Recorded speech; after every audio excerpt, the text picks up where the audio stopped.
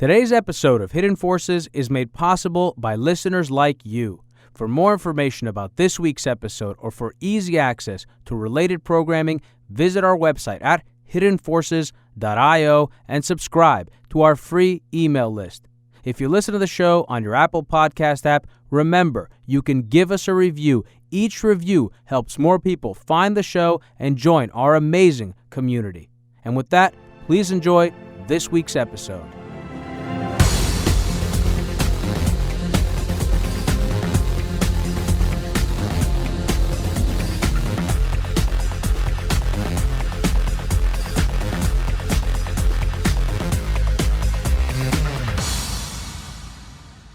What's up, everybody? Before I introduce today's guest, because this episode deals with investing, I want to make absolutely clear that nothing that I say here today can or should be viewed as financial advice. All opinions expressed by me and my guest are solely our own opinions. This conversation is for informational purposes only and should not be relied upon as the basis for financial decisions. Now, with that out of the way, I want to introduce my guest, Eric Peters. Eric is the founder, CEO, and CIO of One River Asset Management, which manages 5 high-conviction, absolute return, volatility-oriented, and systematic trend strategies for institutional clients. He is also the author of the thoughtful Weekend Notes, an unorthodox take on markets, politics, and policy that's widely read by investors, central bankers, and senior leaders within politics and policy. I've included excerpts from 5 of those notes in this week's rundown that I found particularly insightful and relevant to the current climate and which inform much of today's conversation, which covers not only financial markets, but also many of the social, political, and geopolitical forces that are increasingly driving many of the outcomes that we're experiencing both as individuals, but also as market participants. I think one of the challenges that, speaking personally, I imagine many other people have in talking about or thinking about investing today is that it feels impossible to even attempt to separate policy and politics from markets and the economy. I mean, in principle, markets have always existed within national and supranational boundaries and borders and have always, with rare historical exceptions, had to navigate legal and regulatory frameworks. And I've spent most of my life feeling pretty comfortable that I could try and understand those markets within those frameworks and within a very stable set of assumptions. In other words, I never felt like I had to doubt whether or not an insolvent corporation would be allowed to go bankrupt. I mean, even that dilemma would not have occurred to me. The question would never have occurred to me. I never had to question the durability of the American-led international order or the credibility of American political institutions.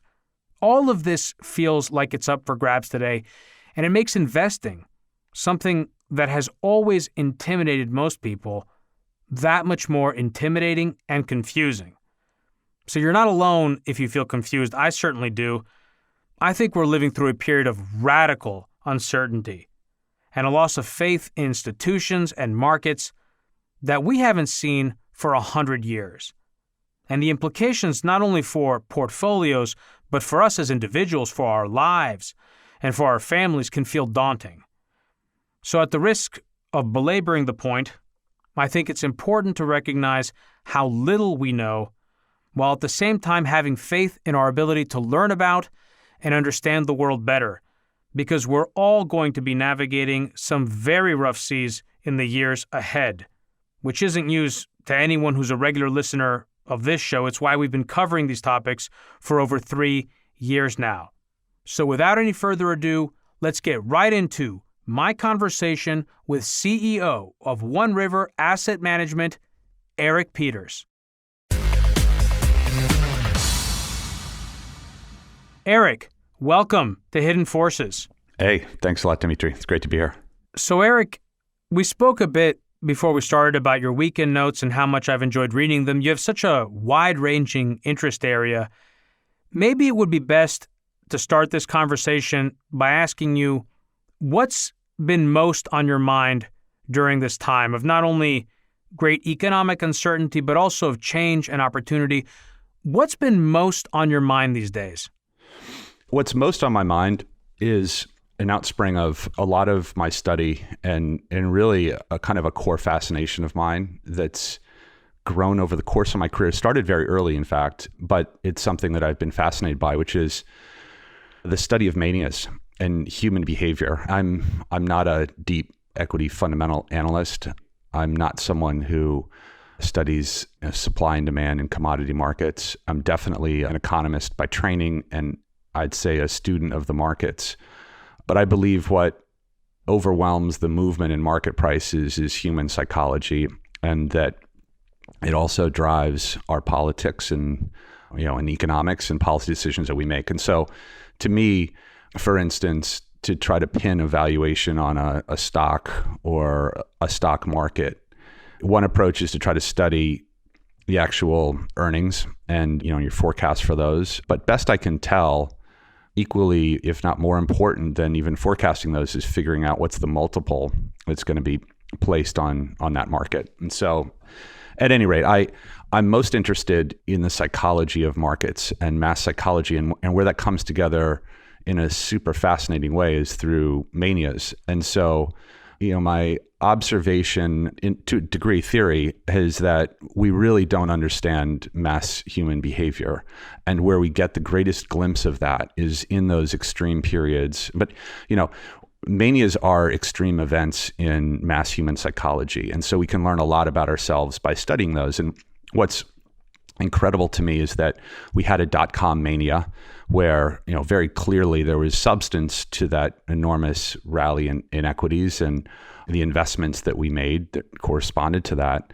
There was some foundation to that, but we drove it to levels that were utterly absurd. And yet in the midst of it, collectively, we didn't really realize it, or almost by definition, it wouldn't have sustained. And you would think that after such a mass, mania that wasn't really simply limited to the US, it was more global, you would think that it would be virtually impossible to have another mania 7 or 8 years later, and we had the housing mania. And to me, that's an illustration that we really don't understand ourselves, in the sense that to have one mania follow so quickly from another one that went bust, you would think would be impossible if we had greater self-awareness as a group of people, but I think we really don't. And so what fascinates me about the period that we're in now is that I think we have had a mania that has driven us to levels of inequality that were last seen in the late 1920s. And that mania, like every mania, is kind of hidden beneath the surface. And it was more of a mania of the financialization of not only the US economy, but in many respects, the global economy. I think it was most pronounced here in the US. And we'll probably talk about that later. But there's been a mania there. But what I strongly believe is that after hitting such heights of inequality, similar to what we hit in the late 1920s, it's a very complex process that gets you to such high levels of inequality. And yet when that turns, I think the process on the way down, the process toward greater equality, is equally an extremely complex process. And so when we look back at these various manias, they all seem like they're easy to understand once you pass through them. So .com is kind of easy to understand and almost laugh at, and the housing mania was easy to understand. I think a big mistake that we are making right now is that we collectively look back at the Great Depression and we ascribe really rather simple reasons for why it happened. And as a result, we have drawn pretty strong conclusions around how to prevent something like that from happening again. But it was such a long time ago that I think we're extremely confident about the conclusions that we've drawn. And so we're crafting very aggressive policies to try to prevent a repeat of that. My concern is that we don't understand the complexity of that whole process. And by applying really quite strong but pretty simple solutions to it, that we miss the real complexity of it. And as a result, we end up with an outcome that's not our desired outcome.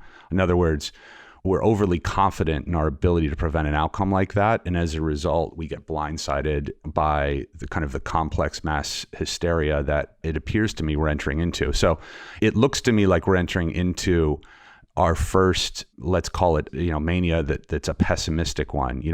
We're accustomed to these bullish manias like .com. We're accustomed to bullish mania like housing or investing in the Asian, tiger economies back in the 90s. We haven't in our lifetime seen a bearish mania, but it appears to me that that we're tipping into that right now. And if we don't pull ourselves out of that quickly, I think there will be enormous impacts for society and certainly markets as well. So like a depression, a psychological depression in your view? I think we're in grave danger of that. It doesn't mean that has to happen. So, as I speak with policymakers and people that advise, senior political figures, I'm trying to raise this issue because I think it's super important for us to realize, how dangerous a place we are right now. I think we are 100% in a global depression that's actually worse than the Great Depression right now. There's no question about that. The only question is how quickly we emerge from it. And I think that there's a level of confidence that has almost tipped into arrogance that through some aggressive policies out of the central bank and the Treasury, that we can just bridge this gap and that we'll get to the other side and we'll, largely speaking, be fine. And I think a number of financial asset markets that are really priced for that scenario. That may be what happens, and wouldn't that be wonderful if it does? But I think the real risks are tilted very much in the other direction. And certainly the risks in terms of market pricing is tilted very extremely in the other direction, just given that, asset prices are actually, really quite high right now. Well, one of the things that you've alluded to a number of times in the weekend notes specifically is the risk that we will gin up, or politicians in the U.S. will gin up, or we ourselves will get worked up to point our dissatisfaction outward on the world stage towards some other country.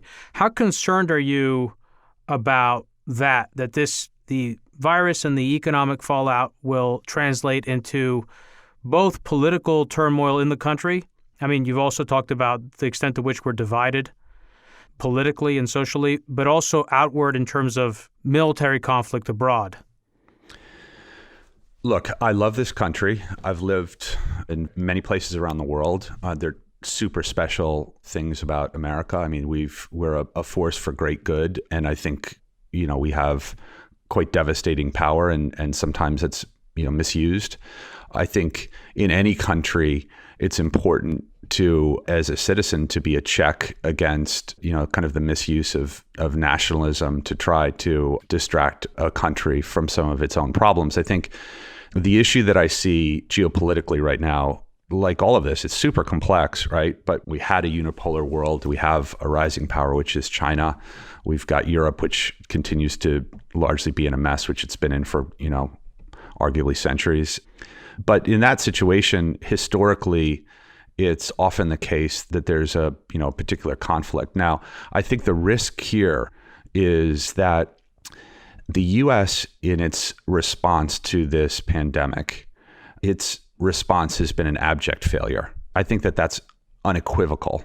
And that's not, I'm trying to avoid any kind of, distinct politics here. Look, the point that I'm making really is that if you look at the results of how this pandemic has hit the United States, anyone would conclude that we have failed in a colossal way, meaning our economy shut down. We have 50,000 people who have died. We have yet to do comprehensive testing. I don't believe that the numbers coming out of China are accurate, but I think it's pretty safe to say that their lockdown was far more effective than ours, and they were able to contain it, at least to date, far better than we. South Korea, same. We'll see about some other countries. Germany certainly has done a far better job. And there have been some countries that haven't done a particularly good job. But I think the American psyche is used to feeling that when push comes to shove, we win. And the reality is, that point has come and we have really failed our own expectations of ourselves. And so the question is, what do we do as a nation? Are we self-reflective and say, you know what, we've not made the appropriate investments in public health care, in emergency responses, in our ability to deal with pandemics? We can't claim that no one had any idea about us because we've had departments about it. We've had guys like Bill Gates who's been warning about this forever. Our doctors tell us that this was inevitability, and yet we've come up short in every single way. With PPE, we've come up short. Testing has just been, virtually criminally negligent. And so the question is, how do Americans deal with that? Do we turn inward and say, you know what, we can do a better job and let's pull together and fight this common enemy? Do we instead start fighting amongst ourselves? Or do we try to find a common enemy? And I think that's where we stand right now. I would love to think that we are self-reflective and simply improve as a country. And this is a great catalyst for us to advance in all kinds of ways as society. That'd be wonderful to think. I guess I've just been through enough cycles to have a sense for how our collective reaction is going to be. And unfortunately, it's hard to be optimistic. I think that we will find a common enemy. And I think almost our best case scenario at this stage is that we have kind of a bitter argument within the country and we resolve it internally. My bigger fear, and by the way, I don't think that that's a great outcome. What isn't a great outcome? Fighting amongst ourselves. Oh, we've been doing that for a while. Yeah. Well, look, I mean, this is unambiguously the most divided this country has been, in kind of our adult lifetime, and I'm 53. I think there have been various points in time where the country has been divided, but this is a pretty extreme level of division within the nation right now. And division comes along a whole bunch of lines. But as I said, the best outcome is that we're self-reflective and we pull together and we use this as a catalyst for really positive change. I just think that that's unlikely. I think our best case scenario is we argue bitterly internally here and we kind of, we figure out and kind of limp our way into a solution. But a worst case scenario is that what we attempt to do is distract our own division by finding an external enemy, and it's pretty clear that enemy would be China. I think that's the one thing that has unified this nation in the last few years has been the view that China is a common threat in one way or another. Yeah, that's interesting. That's also kind of raised an interesting question, which is why, beyond the sort of obvious reasons that people give for why we should enact trade barriers with China, put kind of limits on sharing intellectual property and things like this, why this is the one thing that's united people. I wonder if it's really driven from the political parties. I don't know to what extent, in other words, why the common front among people. Why do you think that is? Like every conflict, there's some basis for it. And then inevitably, fears magnify some of the differences that you have between people or nations. And China is a rising power. Americans are, post Cold War, we've had a unipolar world, and China is the rising power. I think that they've risen through an enormous amount of hard work, through a very manipulated economy that is just through sheer will has lifted an enormous amount of people out of poverty. And they've used the size of that market to lure American companies into, sharing technology to get access to that market. And in some cases, taking that technology or kind of prying it away. And there's a basis for that. And that's something that has frustrated corporate leaders for a long period of time, but they've been very quiet about it. I think when I speak with my senior military contacts, they've been frustrated that China has increasingly become more and more, and this goes back over the last decade, they've just become increasingly assertive throughout their region. That's natural for a rising power, but nevertheless, it affects the balance of power. And, when I speak with my senior military contacts, they've said we've effectively been at war with China, not a hot war, but certainly other types of war. Or that they have certainly been at war with us. Yes. And look, we're no angels when it comes to warfare. I'm sure it's gone both ways, but certainly, China's become more assertive militarily. And so I think there have been a number of different constituencies in the U.S. that have been frustrated by the rise of China, but have played along. I think Wall Street has made an enormous fortune facilitating a lot of the offshoring to China. We've built, deep supply chains. And so corporate America has at once been frustrated, but also complicit in deepening their supply chains there. And that has come at the cost of hurting U.S. labor in terms of their bargaining power. And so I think that all of this went on for a long period of time in kind of a slow drip fashion. But really over the last, 3 or 4 years, it's come to a head and it's just become it's the one point that unifies Americans. And what's so interesting is it's hard. If you could imagine a point that could unify military leaders, politicians on both sides, workers in America, and the military, it's hard to do that, because different groups have different perspectives that are often at odds with one another. But this is something where everyone around the table has said, yes, China's a threat. At a minimum, they're a rival, and at the maximum, they're an enemy. And I think the process to de-link from China has been underway for some period of time. It's accelerated in the last, year and a half. And I think that's been part of a broader kind of trend toward deglobalization. I think this pandemic and the aftermath of this is just going to be devastating for the globalization. And so this has clearly been a catalyst that is going to sever any goodwill between the U.S. and China at this point. And I think, economies will have to adjust to that in a very material way. Yeah, it feels like, and I think a lot of people feel this way, it's expressed in our politics, that the economy hasn't been working, certainly for most people, but in general, it feels like we haven't prioritized the right things. And it feels like where we are today, we're seeing a lot of conversations about how to prioritize certain national security objectives or energy security or food security. You see, for example, in places like the European Union, something we've talked about on this show, where agricultural policies have divested certain countries of their capacity to produce food while others have grown their capacities. And it's left a lot of countries vulnerable when the system doesn't work at its most efficient, right? Like we've tried to generate this really efficient global economy, and now it feels like it's starting to break apart. And we're seeing that both in supply chains. We're seeing that in terms of credit. I think you kind of explicitly made this point about the financialization of the economy. We've financialized our economy. We've relied on credit growth to fuel economic growth. And as the nominal debt burden has grown over the decades, interest rates have had to drop and interest rates have gotten to zero. And now we're seeing governments not just monetize through monetary policy, but increasingly we're going to see it, I imagine, through fiscal policy.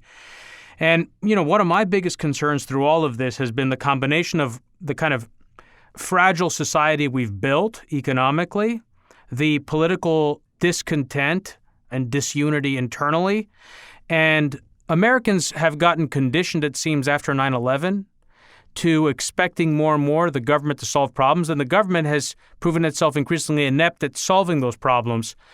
And I just worry that in this crisis, as everyone is looking towards the government to do something, that what we're going to get is more of the same, but much more of the same, which is more government, more authoritarianism, more surveillance, and less solution. And I worry, when we go to lift these quarantines, for example, that people are going to find that there's going to be a resurgence in the virus. And that, again, to this point about resiliency, I worry that, we're not very resilient. And so my biggest concern is that we're vulnerable to a demagogue. If not this president, then maybe some other president or some other administration. But that's my biggest concern. And in that context, I do worry about foreign wars. Yeah, there's a lot there. What's fascinating to me is the notion of fragility and resilience. So one of the things that has happened over the past 20 years in particular is that our corporate sector has really tried to optimize for the highest level of profit possible. And there's nothing wrong with that. That's, if you just made that statement, you'd say, well, that's great. Okay. The question is, what are you willing to do in order to optimize profit? And I think if we're honest with ourselves, what we would say is that we have tried to build incredibly deep and kind of wide supply chains globally to try to eke out every last dollar of potential profit by accessing the world's cheapest labor, cheapest shipping, cheapest everything.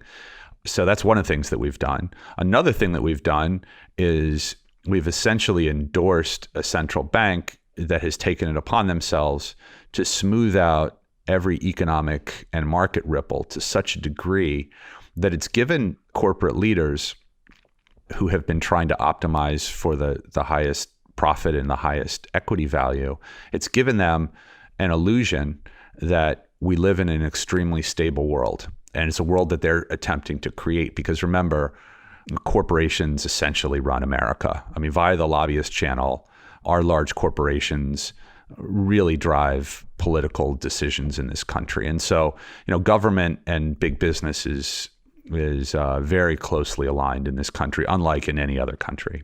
And so over this period of time, as the corporate sector working really together with government and central bank has smoothed the kind of the market cycles and smoothed the economic cycles and smoothed really inflation as well, there's been this great level of confidence that we can operate with very little redundancy in the system.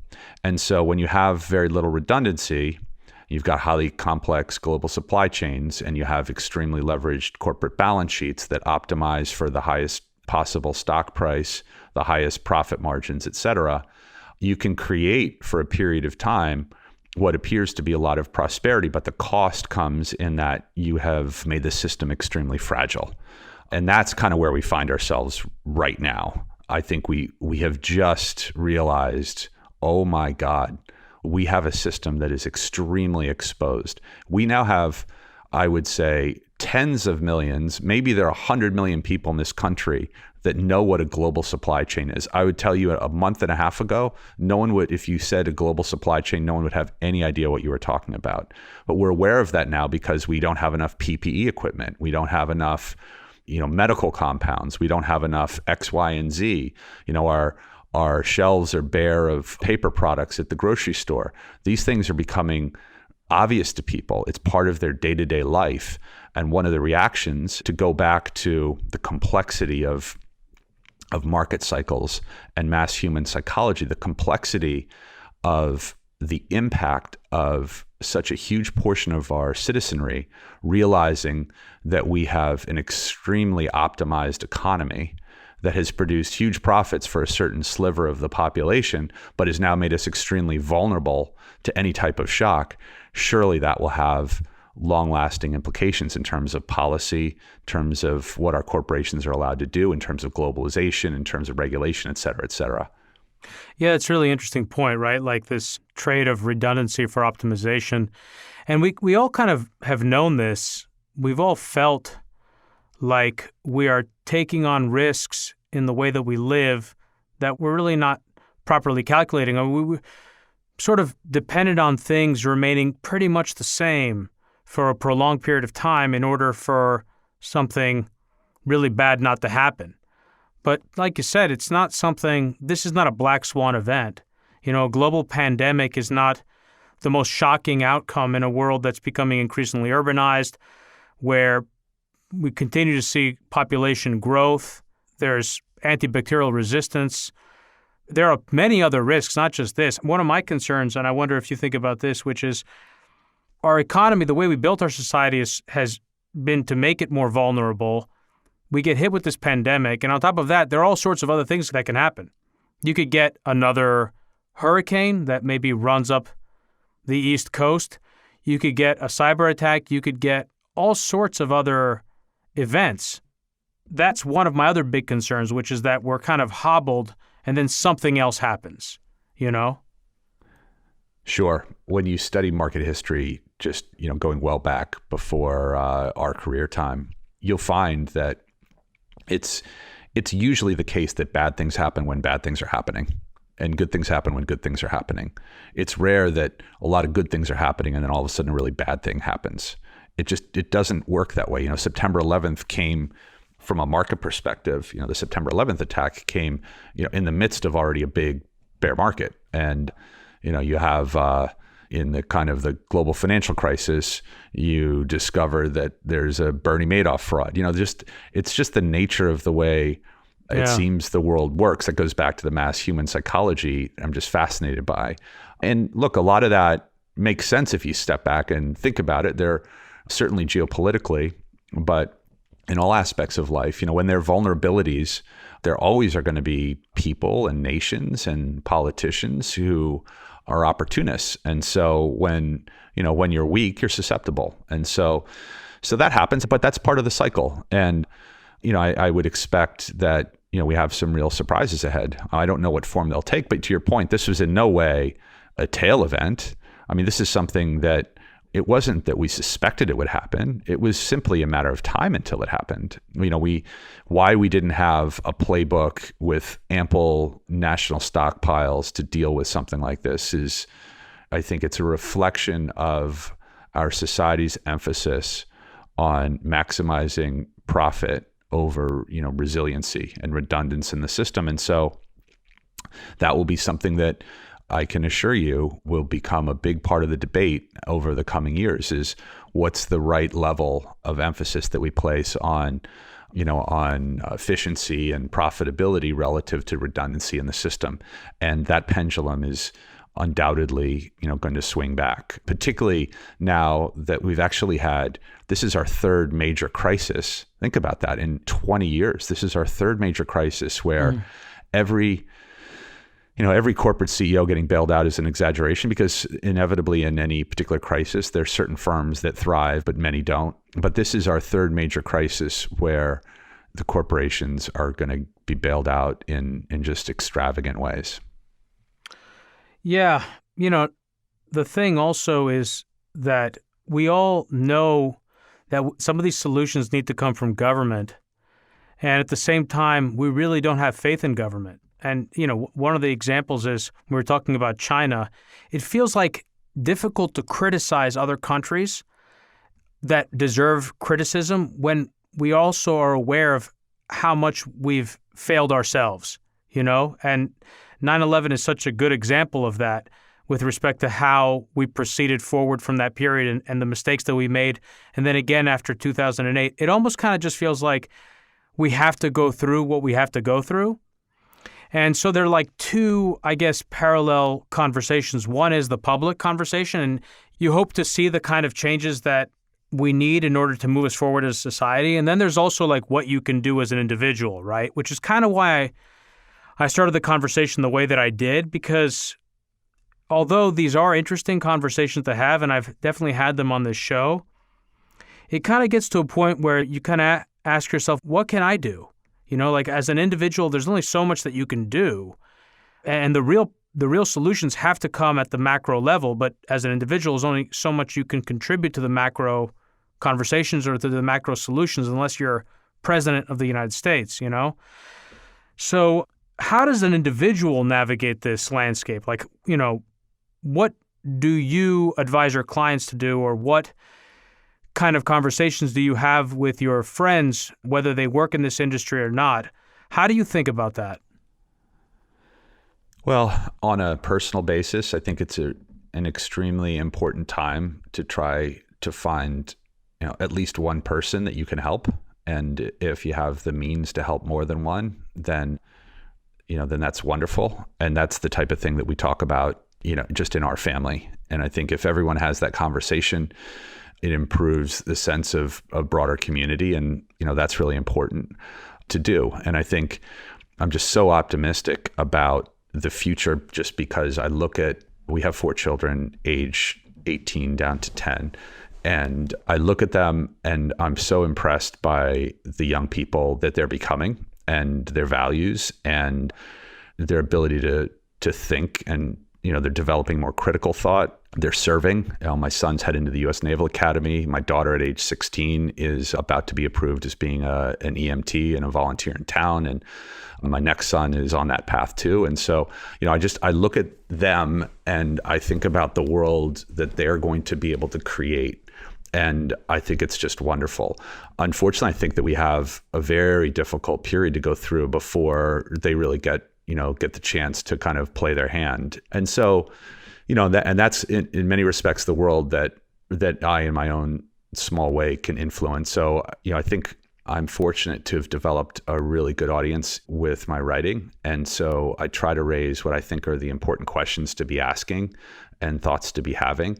That extends to discussions with policymakers and advisors, to very senior political figures. And so that is my own small way of contributing to the conversation and just trying to make sure that I've done whatever I can to kind of put on people's radars the things that I think are most important to think about. And then, then I have an obligation to my partners at my firm and our clients, certainly. And we're trying to do the best that we can to navigate through what I think has just been the first stage of a multi-year process. And I think this is going to be an extremely treacherous process for investors. And so, this goes back to another example of fragility in the system. The policies that we have employed for decades now have led to extremely low interest rates, as you've pointed out. And now that the Fed has gone to a zero rate and has pressed, 30 years all the way down to 115 or 120 basis points, essentially for an investor that needs to deliver a 7% or 7.5% return, which is most of the pension system in the United States of America, for that investor to be able to do that with a risk-free rate that's effectively zero all the way out to 30 years is essentially, it's mathematically impossible at scale. It doesn't mean that one or two may not do that. And yet at scale, we know system-wide, we have an impossible situation. And so to the extent, just in my own life, and with our clients, if we can help them think through really how to frame that problem and then how to come up with reasonably creative solutions, unfortunately not scalable. In other words, I don't think you can solve the entire industry's problem, but I think you can solve the problem for some sector of the industry through some creative investment and active management. And that's what we focus on. And so, you can only do what you can do. And I think it's important that we all do. We look at, the hand that we're dealt and whatever we've developed and try to play that in as altruistic a way as possible and help in our own way. And I think if we all do that, we're going to be better off for sure. Doesn't mean that we don't have a number of hard years ahead. I think inevitably we do. It's just the nature of a pendulum swinging the way that it swung toward this extreme inequality and now will swing back towards something more equal. That process is naturally tumultuous and painful. And hopefully we can avoid a major hot military conflict along the way. I don't know. Obviously, I don't know whether we can or can't. I know that the risk is there. But I think along the way, if we can all do what we can do, then, the outcome will be as best as it can be.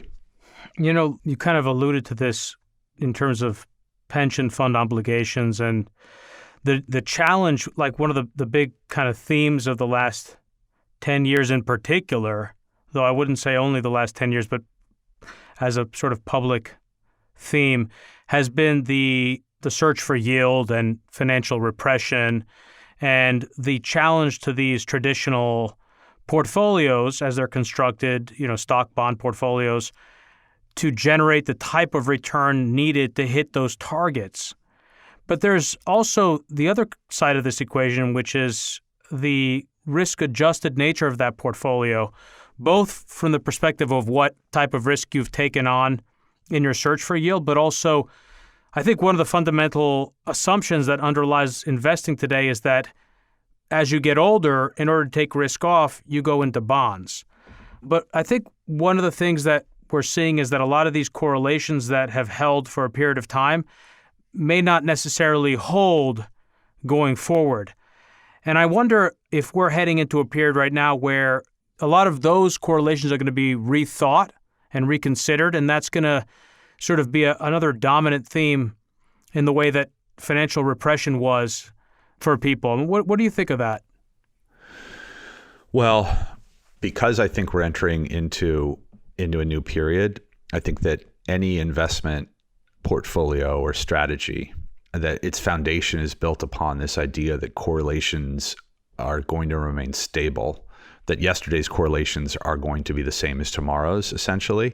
Those strategies are going to come under a lot of stress. And it's not to say that they won't ever make money again, but I think even if they do make money, it will be episodic. It will be with a far worse sharp, and it'll probably be with less money. And so, by the way, that's an important thing, because what's happened over the last certainly decade, but really kind of 2 decades, is that in this real search for yield, investors have done a whole range of things. They've engaged in riskier behaviors, but they have, everyone read the book that said the only free lunch in investing is diversification. And so investors went out and tried to find as wide an array of strategies that appeared to be diversified. And so a whole new range of investment strategies were developed to provide more line items in a portfolio.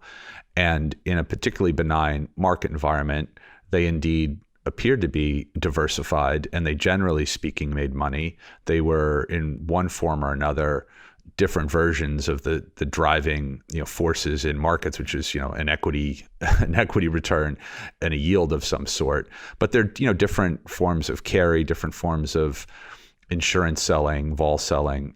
And so you ended up with an awful lot of line items in portfolios that acted in a particular way that people could model because those correlations were reasonably stable. But if you enter into a new regime, and I'll explain why I think this is such a new regime in just a second, but those correlations inevitably are going to behave differently. It doesn't mean that they will consistently behave differently, but that they will periodically behave differently. And that just means investors have way more risk in their portfolios than they thought.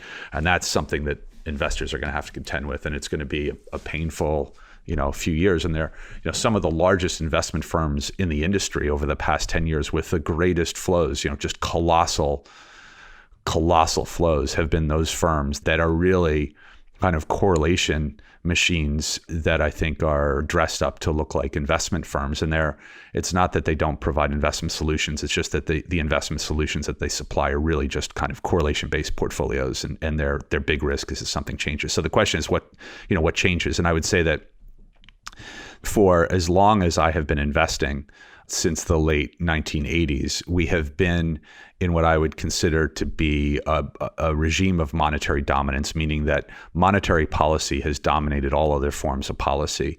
And so if you could figure out what the central banks were doing, you by and large could be on the right side of markets. Not all the time, but most of the time. And the volatility events were things where maybe someone or some country got over leveraged and they got in trouble, or that central banks internationally were moving at different speeds relative to the U.S. or even in opposition to the U.S. Those were the periods of volatility. But over the last decade, you've really gotten every central banker to operate using the Fed model and the Fed playbook. And they've all done the same thing, roughly speaking, at the same time to lesser or greater degrees. And so we've lived in a world where policy has been extremely homogeneous because central bankers are kind of all the same. But now that they've gotten to zero, and they have been literally screaming for the last year to year and a half for politicians to pick up the fiscal mantle and help support their aggressive monetary policy and lifting growth, lifting inflation, lifting capital investment, this crisis has provided the final catalyst that has given the politicians the green light to really spend money. And the interesting thing about fiscal policy, so I'd say that we're in this transition period from monetary dominance to fiscal dominance. The interesting thing about fiscal dominance and fiscal policy is that it's not directed in a homogeneous way. It's a heterogeneous policy in the sense that every politician is different. Every political party is different. Even within the United States, the fiscal policy that Trump will implement will naturally be different from the fiscal policy that Joe Biden or whoever else could potentially be president will implement. The difference in choices between Italy and Germany on fiscal are vast, and between China and Japan are vast. So you have a whole bunch of different actors pulling a fiscal lever. And what we'll discover is that's very heterogeneous policy. And that will create potentially inflation and deflation in one country relative to another. It will mean certain sectors outperform other sectors based on political choices. And that's just a much more volatile world where correlations are naturally going to shift, given that we've shifted from this homogeneous policy dynamic, which was just driven by monetary, to something much more heterogeneous. So how do people protect themselves in such an environment where there isn't a traditional risk-off asset? I mean, we've done episodes with guys like Christopher Cole, for example, and he talks about long volatility strategies, commodity trend following. What do you guys do at One River Management to give you, let's say, an advantage during this time that someone who's invested in a target date fund, for example, would not have access to? And then I suppose I could ask the sort of ridiculous question, which would be, what can someone who's not actually invested with an active manager like you be able to do?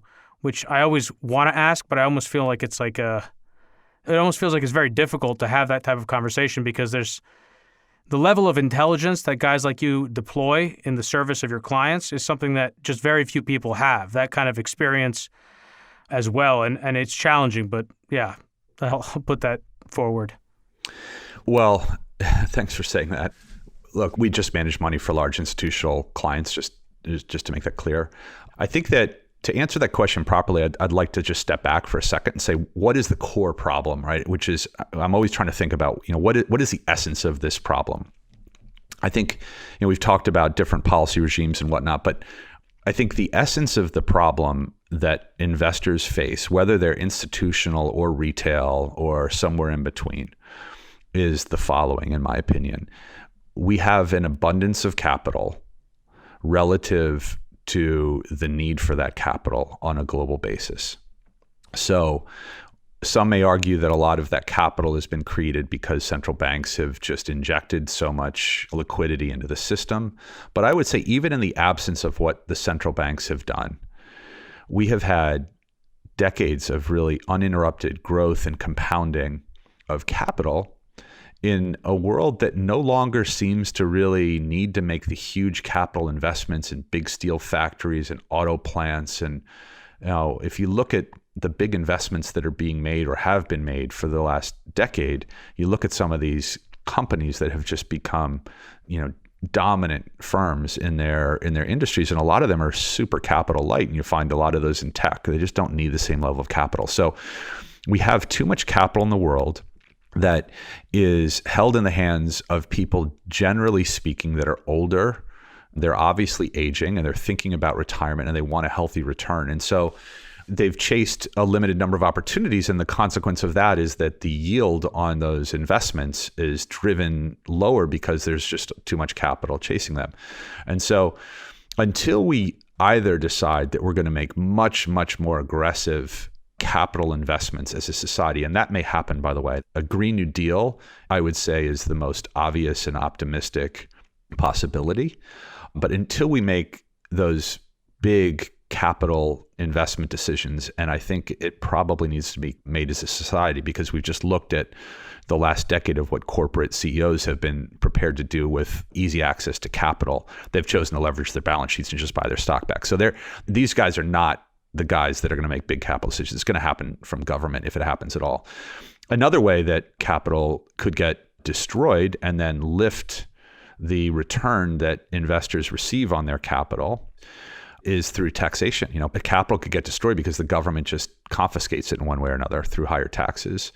And capital historically has been destroyed most efficiently through war, right? Because in war, you destroy capital investment that is made, and you take the capital stock of society down, or you spend a lot of money just even building bombs or bombers or whatever it is. And it's extremely destructive in terms of capital. And so the consequence of that is you can come out of that and demand for capital is higher and real rates become higher because a lot of stuff needs to be rebuilt. So there are a range of things that might happen as we look forward that could restore the returns to capital. I think in the absence of those types of events or actions or investment activities that really increase the demand for capital, just societally, there are going to be very low returns to be made collectively in terms of investments. Now, obviously, there are going to be some people who are real investors and make a lot of money.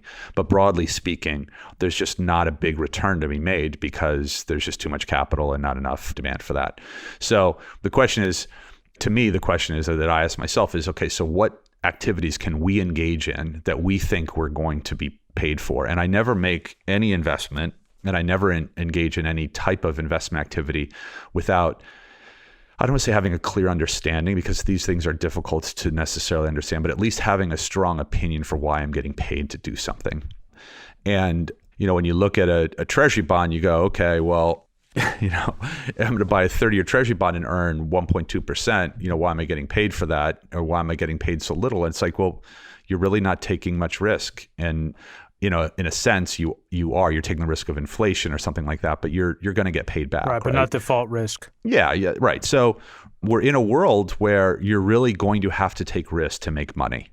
And in our case, thankfully, we've developed skills and tools over lots of years. So we think that some of the activities that we engage in are profitable because we bring skill to the table. But for, an investor who is really just kind of a passive investor, who says, look, I've got my day job, I'm a lawyer, I'm a this, I'm a that, I don't really understand markets very well, but I want to make a lot of money. I think, they're either going to get lucky and put their money in the right stock and it's just luck, but they're not going to really be able to have, certainly in aggregate, a really healthy return on their money. I think the people who make money are going to be people who engage in risky activities and are smart about that and risk manage well. So, those are the kind of things that we do. We're very active in volatility markets. They're complex markets. We understand them very well. We measure the flows. We look for opportunities and distortions that are created by the activities of other people. We try to take advantage of those and generate, quite high Sharpe ratios. We look for opportunities to invest in markets where we think there's going to be a significant move and the volatility is underpriced. That's how we've delivered such strong returns this year. We see some amazing opportunities as we look out over the next couple of years. And then, you mentioned things like commodity trend. I think that what's interesting is trend is a strategy that bets on really just kind of continuation of price movements across a whole range of different markets globally, either up or down. And so they can, a trend strategy can make money in a bull market or a bear market. And that could be in oil prices, it could be in stock prices, it could be in bond prices, it could be it doesn't have currency to just exchange rates. Just be commodities. Exactly. And so, we do run those strategies. What's interesting, and I think this is going to be really important for the next decade, is that the past decade for trend has been literally the worst decade of performance for that type of strategy in the last 120 years. The second worst decade was the 1960s, and the 1960s was followed by the 1970s. So the 1960s was a period of relative calm, low inflation, low interest rates, low unemployment, many of the things that I think are quite analogous to what we have been in. But it was followed by a period of great tumult, which is the 1970s. It was an extremely difficult for any type of passive investor, but for active managers and for trend strategies, it was the best decade of the last 120 years. So I suspect that trend, having just had its worst decade in the last 120 years, won't have its next worst decade, and that the trends that come out of it will be some of the big societal changes and policy regime shifts that I've described. I think there are reasons for that, but anyhow, I think if I were an individual investor, I would definitely have some money in trend. We don't offer those things in 40 Act funds, but they are available. Other managers do that in 40 Act funds. I would definitely have money in something like that, because you can make money in bull markets and bear markets. So actually, I'm going to ask you something, but we'll answer it in the overtime, which is, are there certain assets, for example, that perform better, not just strategies, but assets that perform better in high volatility environments or the types of environments that we're going into? I want to really continue this conversation about government investment and a Green New Deal and stuff like this, because again, the challenge this time around is just how little faith there seems to be in government when we need a government to function properly. And it's also interesting to compare this to the 1930s, because at that time, we had a very small government, right? We've got a much larger government today. So that's sort of an interesting difference, and I wonder how that would impact it. I also would love to talk about the dollar and maybe gold and maybe also the European Union, because you've made an interesting point about the appointment of Lagarde there. And I think Europe's in a really, really interesting place, because there are many things. I mean, it's very easy to be pessimistic on Europe, but there are also many reasons. There are many forces that drive the continent together. historical reasons for the union. And I wonder if there might be some creative solutions, maybe multi-tiered unions and stuff like this. For regular listeners, you know the drill. If you're new to the program or if you haven't subscribed yet to our audiophile, autodidact, or super nerd tiers, head over to patreon.com/hidden forces or scroll down to the summary section of this week's episode and click on the link that sends you to the Hidden Forces Patreon page, where you can continue to listen to my conversation with Eric, including gaining access to the transcript of today's conversation, as well as to this week's rundown, which includes not only all of the usual research and information that I compile in preparation for these conversations, but also key excerpts from Eric's weekend notes going all the way back to the start of this year. I hope you guys will join us. Eric, stick around. We're going to move the second part of our conversation into the overtime. Today's episode of Hidden Forces was recorded in New York City. For more information about this week's episode, or if you want easy access to related programming, visit our website at hiddenforces.io and subscribe to our free email list. If you want access to overtime segments, episode transcripts, and show rundowns full of links and detailed information related to each and every episode, check out our premium subscription, available through the Hidden Forces website or through our Patreon page at patreon.com/hidden forces. Today's episode was produced by me and edited by Stylianos Nicolaou. For more episodes, you can check out our website at hiddenforces.io. Join the conversation at Facebook, Twitter, and Instagram at Hidden Forces Pod, or send me an email at dk@hiddenforces.io. As always, thanks for listening.